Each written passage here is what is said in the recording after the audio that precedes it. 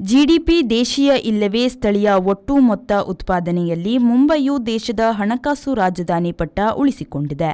GDP ಒಟ್ಟು ಮೊತ್ತ ಸ್ಥಳೀಯ ಉತ್ಪಾದನೆ ಅಲ್ಲಿನ ಒಟ್ಟು ಉತ್ಪಾದನೆ ಹೊರತು ಎಲ್ಲರೂ ಅಲ್ಲಿ ಶ್ರೀಮಂತರು ಎಂದು ಅರ್ಥವಲ್ಲ.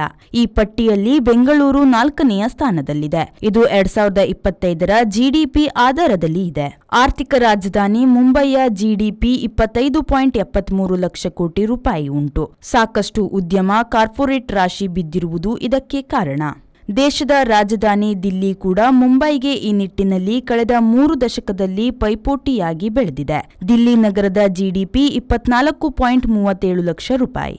ಕೋಲ್ಕತ್ತಾ ಮಾಜಿ ಹಣಕಾಸು ರಾಜಧಾನಿ ಹಾಗೂ ಬ್ರಿಟಿಷ್ ಇಂಡಿಯಾ ರಾಜಧಾನಿ. ಇಲ್ಲಿನ ಜಿಡಿಪಿ 12.45 ಲಕ್ಷ ಕೋಟಿ ರೂಪಾಯಿ ಇದೆ. ಬೆಂಗಳೂರು 11.14 ಲಕ್ಷ ಕೋಟಿ ರೂಪಾಯಿ ಮುಟ್ಟಿದೆ. ಚೆನ್ನೈ 11.10 ಲಕ್ಷ ಕೋಟಿ ರೂಪಾಯಿ ತಲುಪಿದೆ.